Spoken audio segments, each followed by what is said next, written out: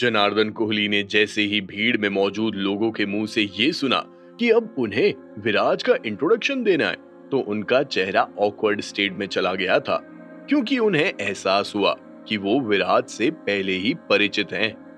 जल्द ही उन्हें याद आ गया कि विराज वही लड़का है जिसने कुछ समय पहले हॉस्पिटल में उनका बेड हथिया लिया था, जब वो अपने टॉन्सिल्स का इलाज करवाने के लिए हॉस्पिटल में एडमिट होने गए थे। और जनार्दन कोहली ने नर्स के बिहेवियर पर अपना डिससैटिस्फैक्शन भी जाहिर किया था। हालांकि ये सब जनार्दन कोहली ने सभी के सामने नहीं रखा, क्योंकि ये सारी बातें बताने की थोड़ी होती है। ऊपर से अब तक तो विराज ये सारी बातें भूल भी चुका होगा, ऐसा जनार्दन कोहली को लग रहा था। अगर विराज जिंदल एक आम इंसान होता तो सब कुछ ठीक होता, लेकिन इस लड़के के पास तो 1000 करोड़ रुपए थे। इससे साफ साफ पता चलता है कि उसका बैकग्राउंड और उसकी ताकत बिल्कुल भी कमजोर नहीं है। इसी के साथ साथ ऐसा भी हो सकता है कि ये लड़का किसी बहुत बड़े इंसान का बेटा हो और अब्रॉड से पढ़ाई करने के बाद मुंबई में अपने पिता का बिजनेस संभाल रहा हो। भला ऐसे इंसान को जनार्दन कोहली ऑफेंड कैसे कर सकते थे, बल्कि वो तो ऐसे इंसान के साथ काम करना चाहते थे। मिस्टर, अब आपका इंट्रोडक्शन भला मैं कैसे दे सकता हूं? मैं ये स्टेज आप पर छोड़ता हूं। जनार्दन कोहली ने मुस्कुराते हुए विराज की तरफ देखकर कहा। उनके मुंह से निकले शब्दों को सुनकर ऐसा लगा जैसे मानो वो भी विराज से पहली बार ही मिल रहे हों। जनार्दन कोहली की बात सुनकर विराज ने अपना सर हिलाया और तुरंत ही उसके कदम स्टेज की तरफ बढ़ने लगे थे। स्टेज पर पहुंचकर पीयूष चावला ने माइक विराज के हाथों में थमा दिया था और इसी के साथ विराज ने बोलना शुरू किया।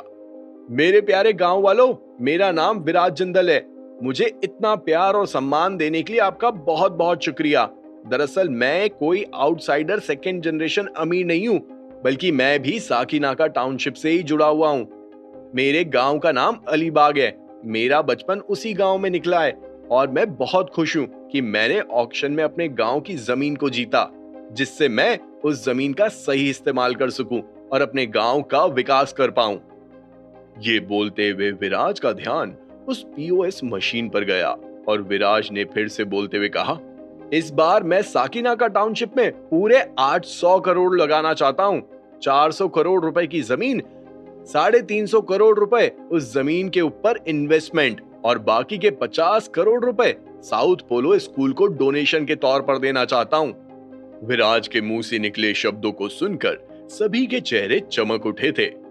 किसी को भी यकीन नहीं हो रहा था कि आज का ये शो उन्हें क्या क्या कमाल दिखा रहा है। वाह विराज भाई वाह, आप तो काफी दरिया दिल हो। लोगों के मुंह से विराज के लिए वाहवाही निकलने लगी थी। जब बैंक्वेट हॉल में मौजूद लोगों ने विराज के मुंह से सुना कि वो 50 करोड़ रुपए साउथ पोलो स्कूल को डोनेशन में दे रहा है, तो पूरा बैंक्वेट हॉल तालियों की आवाज से गड़गड़ा उठा था। अपनी स्कूल की हाल देखकर विराज ने पहले ही तय कर लिया था कि वो कुछ ना कुछ जरूर करेगा। पूरे स्कूल को अच्छे से देखने के बाद विराज ने एस्टिमेट बनाया कि स्कूल में क्या क्या बदलाव करने हैं। उन बदलाव को अपने मन में अच्छे से सोचते हुए विराज ने तय किया कि वो 50 करोड़ रुपए की मदद करेगा, क्योंकि वो सारे काम जो विराज उस स्कूल में करवाना चाहता था, उनका खर्चा 50 करोड़ रुपए से कम ही आ रहा था। और तो और अभी स्कूल में वेकेशंस भी चल रहे थे, तो अगर काम जल्दी से जल्दी शुरू हो जाए तो बहुत अच्छा होगा, जिससे वेकेशंस खत्म होने तक साउथ पोलो स्कूल का काया पलट हो सके, बच्चों को स्कूल एकदम नया मिल सके। अब जब विराज साउथ पोलो स्कूल पर 50 करोड़ रुपए लगा रहा था, तो इसमें कोई शक नहीं था कि साउथ पोलो स्कूल का लेवल ऊपर बढ़ जाएगा। अगर ऐसा हुआ तो फिर साकीनाका के अमीर लोग अपने बच्चों को पढ़ने के लिए मुंबई नहीं भेजेंगे, और अगर साउथ पोलो स्कूल का इंफ्रास्ट्रक्चर कुछ ज्यादा ही अच्छा हो गया तो हो सकता है कि शहर के बच्चे भी पढ़ने के लिए साकीनाका टाउन आए। और विराज यही तो करना चाहता था। विराज की तरफ से पी नटराजन सर को ये एक छोटा सा तोहफा था। ऐसा अनएक्सपेक्टेड सरप्राइज देखकर पीयूष चावला के चेहरे पर ऐसी मुस्कान थी जो लंबे समय से नहीं देखी गई थी। इस बार विराज ने पीयूष चावला की इज्जत को कहां से कहां पहुंचा दिया था, इसका अंदाजा खुद पीयूष को भी नहीं था। विराज जिंदल जैसे रिच और जेनरस सेकंड जनरेशन अमीर इंसान के साथ काम करके पीयूष चावला के फ्यूचर प्रोस्पेक्ट्स भी एनहांस होने वाले थे। जब ये ख्याल पीयूष चावला के दिमाग में आया तो उनके चेहरे का निखार दमक उठा था। तुरंत ही पीयूष ने अपना मुंह खोलते हुए कहा, मैं बहुत ही ज्यादा खुश हूं कि हमारे साकिनाका टाउन को एक यंग और समझदार सेकेंड जनरेशन एंटरप्रेन्योर मिला है। इस खुशी के मौके पर मैं लंच का ऐलान करता हूं। आप सभी लोग तुरंत ही वीआईपी लाउंज की तरफ बढ़िए। जैसे ही पीयूष चावला ने ये ऐलान किया, वैसे ही पीयूष चावला सभी को लेकर वीआईपी लाउंज की तरफ बढ़ने लगा था। लेकिन एक इंसान था जो अपनी जगह से हिला तक नहीं था, और वो थे हमारे साकिनाका टाउन के ठाकुर साहब, जो ऑक्शन शुरू होने के बहुत बाद में आए थे। लेकिन उस ऑक्शन का शो देखकर उन्हें विराज की असलियत समझ में आ गई थी। जब ठाकुर साहब की मुलाकात विराज से उस शैबी से होटल में हुई थी, तो ठाकुर साहब ने अपने सपने में भी नहीं सोचा था कि उनका सामना सेकेंड जनरेशन अमीर से हुआ है, जिसके पास 1000 करोड़ रुपए हैं। अब ठाकुर साहब को समझ में आ रहा था कि विराज उस समय इतना डोमिनेट क्यों कर रहा था। ठाकुर साहब को वो सारे सीन बहुत अच्छे से याद है। तो अभी अगर वो सभी के साथ वीआईपी लाउंज में लंच करने गए और वहां पर अगर विराज ने उन्हें देख लिया, तो ये उनके लिए बहुत ही ज्यादा ऑकवर्ड हो जाएगा। ये सोचते हुए ठाकुर साहब ने तय किया कि वो लंच नहीं करेंगे। ठाकुर साहब ने सभी लोगों का बैंक्वेट हॉल से जाने का इंतजार किया। जब लगभग पूरा ही बैंक्वेट हॉल खाली हो गया, तब ठाकुर साहब अपनी कुर्सी से उठे और अपना मुंह बचाते हुए वहां से भागने लगे। हालांकि जैसे ही वो बैंक्वेट हॉल के एग्जिट पर पहुंचे, वैसे ही अचानक से एक इंसान उनके सामने आ गया और उसने उनका रास्ता रोक दिया था। उस इंसान को देखने के लिए जैसे ही ठाकुर साहब ने अपना सर ऊपर की ओर उठाया, उन्होंने देखा कि ये इंसान तो वही है जो शैबी होटल में विराज के साथ था। अरे ठाकुर साहब, आप यहाँ पर क्या कर रहे हैं? जितिन ने मुस्कुराते हुए ठाकुर साहब को ग्रीट किया और साथ ही साथ एक सवाल भी पूछ डाला था। अरे यंग मैन, क्या कोइंसिडेंस है, तुम भी यहाँ हो? ठाकुर साहब ने एम्बैरेस होते हुए कहा। अपने दोनों कंधों को ऊपर की ओर उठाते हुए जितिन ने वीआईपी लाउंज की तरफ इशारा करते हुए कहा, अगर विराज भाई यहाँ पर है तो ऑफ कोर्स मैं भी यहाँ पर ही हूँगा ना। खैर, चूंकि अब आप भी यहाँ पर हैं, तो क्यों ना आप हमारे साथ लंच करें। आपका लंच के समय इस तरह बाहर जाना कुछ समझ नहीं आया। क्या आपको अभी भी लगता है कि हम लोग क्वालिफाइड नहीं है? कैसे? ये कैसे हो सकता है? नहीं मिस्टर, ऐसी कोई बात नहीं है। आपके विराज भाई तो वाकई में कमाल के हैं। वो एक यंग जीनियस हैं। मैं भी उन्हें बहुत एडमायर करने लगा हूँ। ये बोलते हुए ठाकुर साहब ने थम्स अप किया। ऑफ कोर्स मास्टर बहुत ही पावरफुल हैं। जैसे ही जितिन के मुंह से ये शब्द बाहर आए, वैसे ही एक कड़क आवाज सुनाई दी, मास्टर। उसी समय जितिन के पीछे से एक और इंसान बाहर आया। वो इंसान और कोई नहीं बल्कि वो चबी उर्वशी थी, जिसे विराज ने छम्मो और ठाकुर साहब के आतंक से छुड़ाया था। उस कड़क आवाज को सुनकर 1 मिनट के लिए ठाकुर साहब पूरी तरह से स्टन्ड रह गए थे। इसी के साथ उर्वशी ने एक्सप्लेन करते हुए कहा, विराज सर मेरे मास्टर हैं, मैं उनकी मेड हूँ। अगर तुमने फिर से बोलते हुए मुझे बुली करने की कोशिश की तो मैं तुम्हारी शिकायत कर दूंगी। फिर देखना विराज सर तुमसे कैसे निपटते हैं। मेड, तुम्हें तो बहुत अच्छे से खेलना आता है।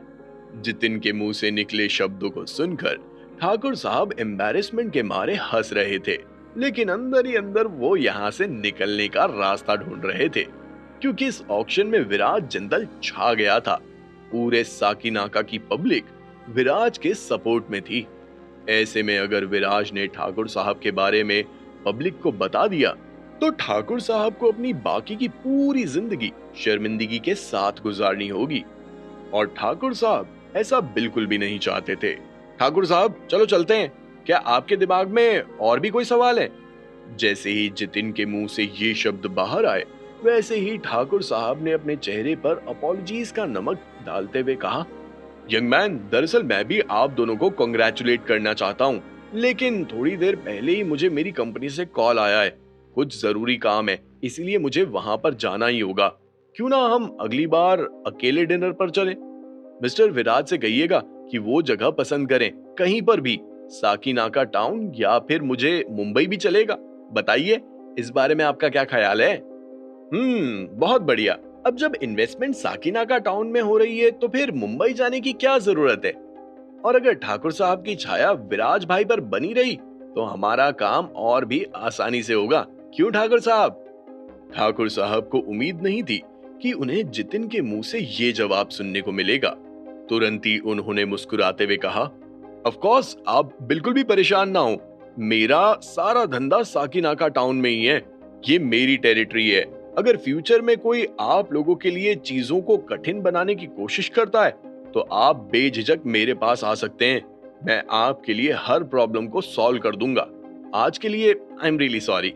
अगर विराज भाई के पास एक और दिन का समय नहीं है तो मैं निश्चिंत रूप से माफी मांगूंगा।